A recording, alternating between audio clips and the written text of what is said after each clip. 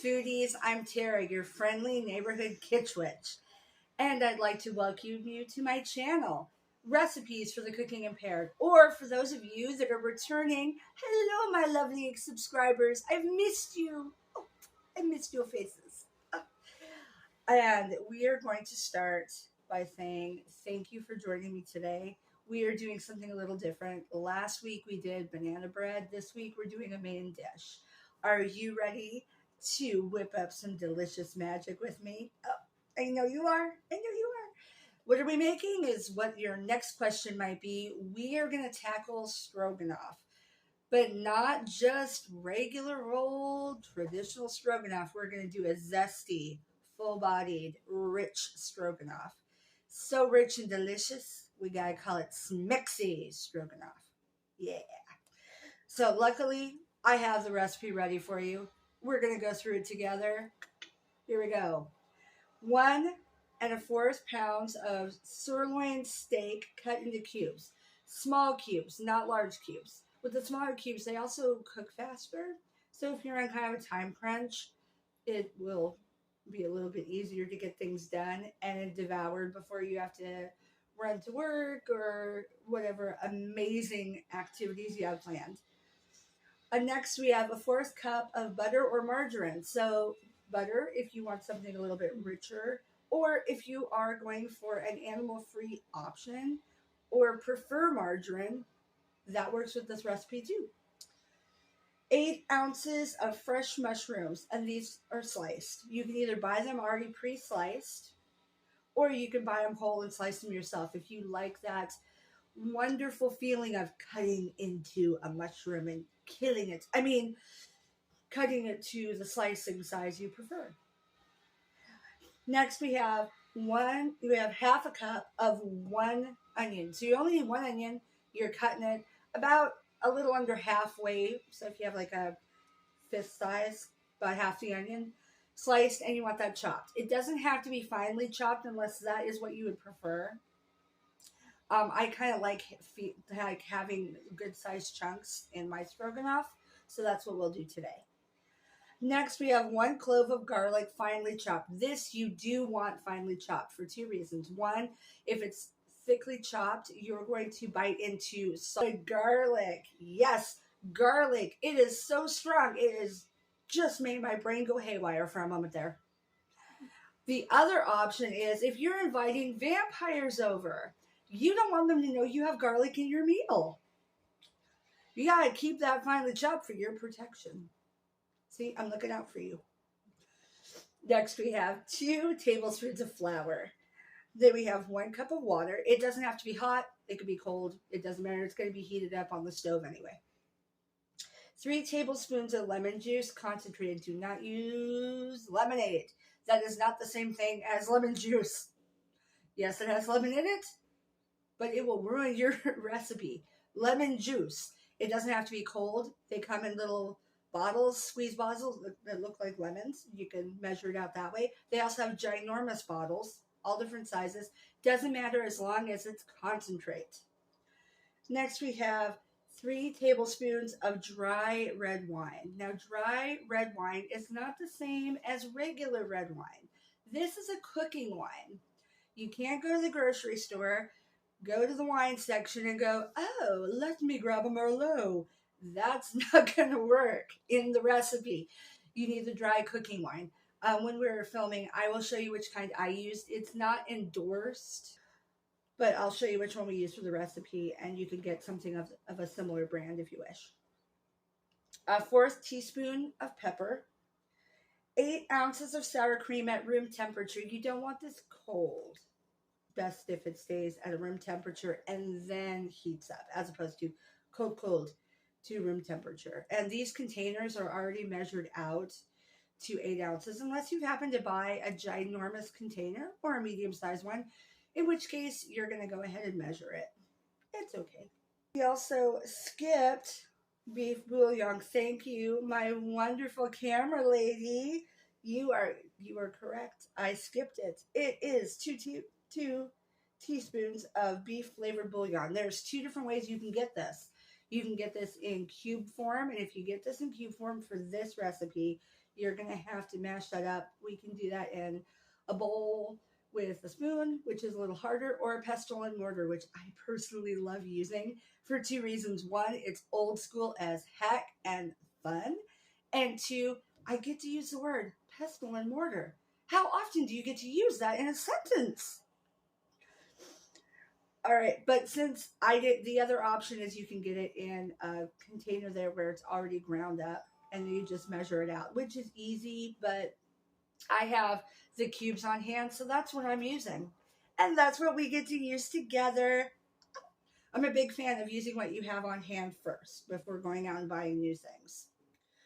All right, next, since we have already done pepper and sour cream, we are now on to a fourth cup of chopped parsley. This in the traditional recipe is used as a garnish just to sprinkle on top or put on the side. I like actually cooking it in just ever so slightly. So we're actually going to put it in at the very end of the recipe and let it cook just a tiny bit. And you can still throw a sprig on the side of the plate if you want to make it look fancy. Nothing wrong with that. And then last is your package of egg noodles. Now, I, again, am diabetic.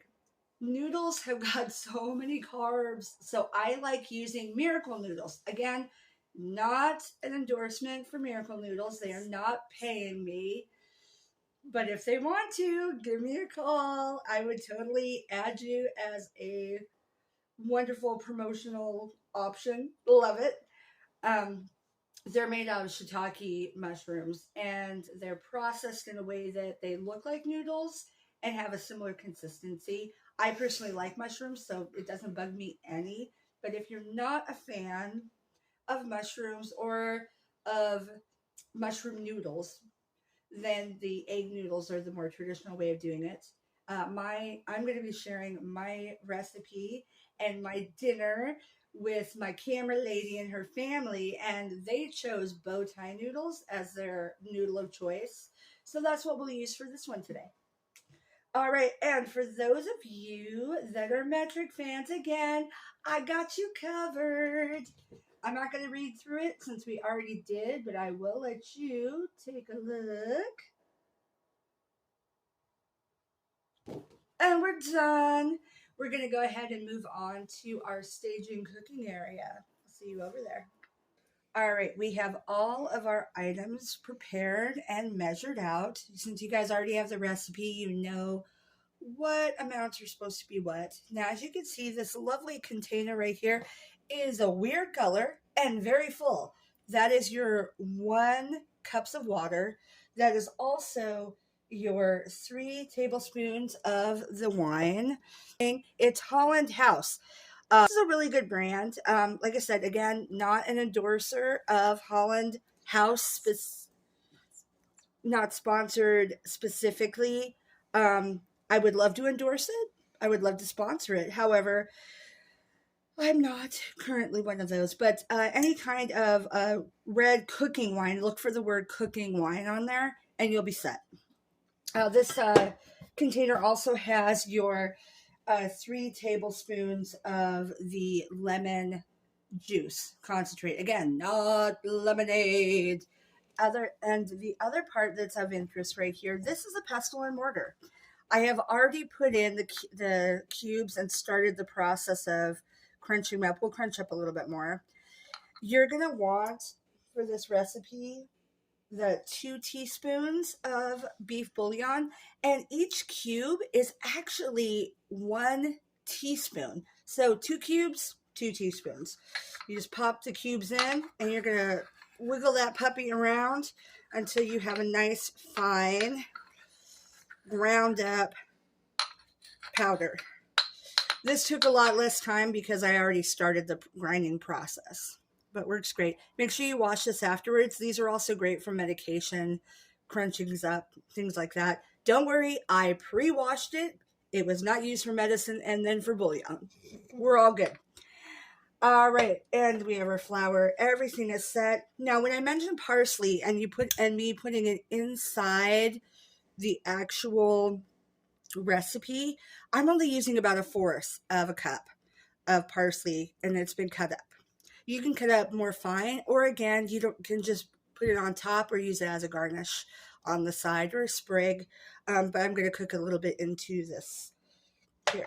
All right, and we have our meat already pre-cut, and we're ready to get started.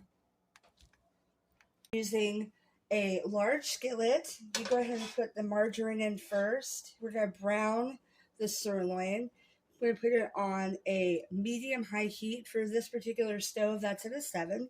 Go with whatever your stove works with. Some people's stovetops run higher than others. So if for you, a medium-high heat might be more like a 6. This does not have to be softened butter. It just has to be butter or margarine, depending on what you opted. It doesn't, it can come right from the fridge because it's just going to melt in the pan. All right, now that we have our butter, in this case we use butter, or if you use margarine, it's all melted, and we're going to add the meat, already pre-cut and ready to go. You're not going to season this. It's going to be getting the seasoning in the cooking process. Now, if you are a vegetarian and or maybe not a beef fan, there are definitely some options that are available. Tofu is probably one of the more popular versions. I can't attest to how that tastes. I have not actually tried it with this recipe. However, I do have a recipe for an awesome cashew stroganoff. If you are a vegan or vegetarian fan and would like it, leave a comment down below and I can send that to you. All right, so we're going to let this brown a little bit, stir it up. You don't want it fully cooked, so we'll give that a moment. And I don't know if you can hear this, but oh, such a good sizzling, and it's starting to smell delicious, even though we don't even have all of the ingredients in yet. Yeah, there we go. That's getting there. So now that it's had a chance to sizzle a bit and brown, we are going to go ahead and separate it out. Take it out of the skillet, put it off to the side so we can cook our other items. Obviously, this is not ready to be eaten, even though it's starting to smell delicious. And the sound, oh, you hear that? Oh, so beautiful. All right, so let's put it off to the side. All right, we'll just pour this in. And you're going to want to keep all of the margarine or butter with it. Just no draining. Just keep it all together with your meat. The great thing about using your margarine and butter first is that you already have a grease pan for your vegetables. All right, now we're going to add our mushrooms. Just toss those in. There we go. And our onions. As you can see, again, I didn't do finely chopped. If you like finely chopped, that's fine. I like them, to be able to see the onion. And then we're going to also add in our garlic. We want this to get nice and tender. Get out of there. Come on, garlic. There we go. You can use the other side of your stirring spoon. It is clean. It works really great. The big thing around here in a kitchen is you use what you got and make do with it. Sometimes you have to kind of improvise again a little bit, like using the opposite side of your stirring spoon. All right, once this is a little bit more tender, we'll add the next portion. So we'll go ahead and speed time up here. Okay, so our vegetables are starting to tenderize, and we are going to add the rest of our items, starting with some of the flour. They put the whole flour in, just sprinkle, sprinkle. Put that flour, woo-hoo. Put it in. Kind of stir it up a bit. Let it get all over those wonderful vegetables. They're getting dressed for their party. The party of Stroganoff. Party in my mouth. Eventually. All right, next part is adding the water, the lemon juice. And I want to let everybody know, if you're worried about red cooking wine in a recipe, and maybe you're not the kind that enjoys alcohol, or you're going to be sharing this meal with children, it is all good. Alcohol cooks out when you add it to a meal and have a sufficient enough heat. We're cooking at a medium medium high heat. So all that alcoholic properties are going to be gone, leaving just the flavor. So if you're making this thinking, oh my goodness, when I'm done eating, I'm going to be rolling on the floor laughing with a lampshade on my head, this is not the recipe for you. This recipe is for those that want the flavor that this beautiful Smexy Stroganoff brings, but without the alcoholic after effects. All right, so let's add this in. This also has some lemon juice in it, as well as the water. I'm going to put that in there, stir it up. Don't worry if you've lost the simmery sound. That is totally fine. Now that we have our vegetables swimming in that delicious combination, we're going to add our pepper. And we're going to stir that up, and then we're going to add our bouillon that we have smashed to smithereens in our pestle mortar combo. Or again, if you decide to measure yours out, it is totally fine. You could still be part of the fun. All right. Beautiful. How's it smelling? So good. Oh, so good. All right, and we're going to give that a moment to kind of marinate before we add the additional ingredients. You can see the consistency. It's starting to thicken, and that's what we want before we add in our sour cream and our meat. So we're going to go ahead and add the sour cream now. And this is also when we're going to add our parsley, if you're wanting to add it into your recipe to kind of cook a little. Is at this very end stage. Because we don't want the parsley to be completely decimated and completely boiled down. But we do want it, some of the flavoring of the parsley to be inside the mix.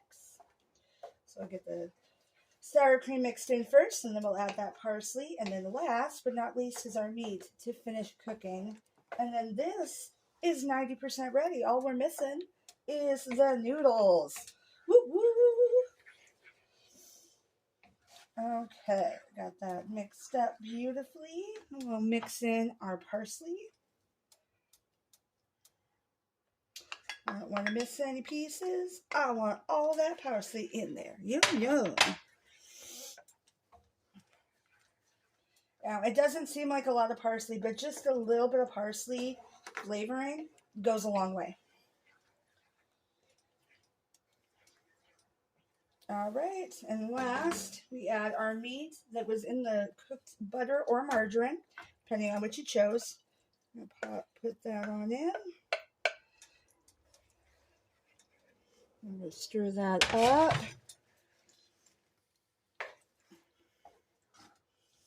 Now, at this point in time, we're going to go ahead, once it's stirred, put the lid on it, and just kind of watch it. We don't want it to boil, but we do want it to finish cooking. If your stovetop has a tendency to cook kind of high on heat, you may need to bring it down to a medium, which is actually what I'm going to do, just so that the meat can finish cooking, but it doesn't overcook. We don't want the vegetables to be boiled down to nothing, for one.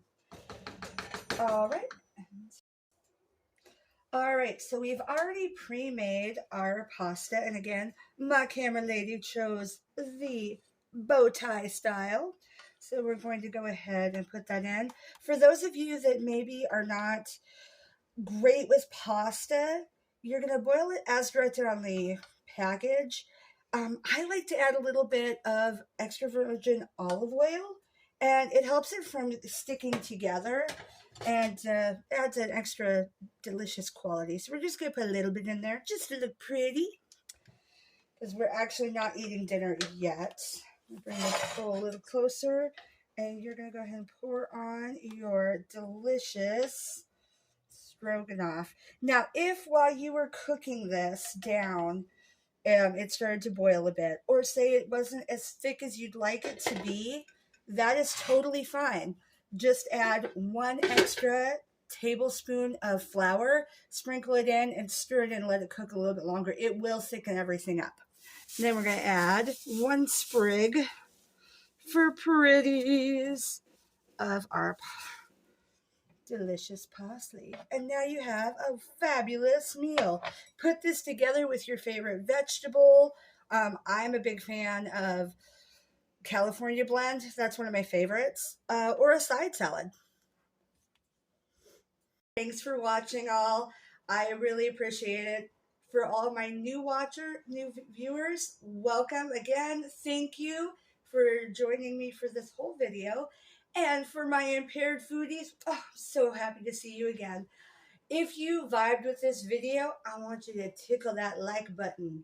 Tickle its tummy so it giggles with delight. Even better, noozle that subscribe button. And I'll be back with you guys soon with more cooking impaired recipes. Also, let me know in the comments if there's any recipes you would like me to try out and share. And also whether or not you're more into main dishes, side dishes, or baked goods. Is it a delicious dessert type of day for you? Let me know.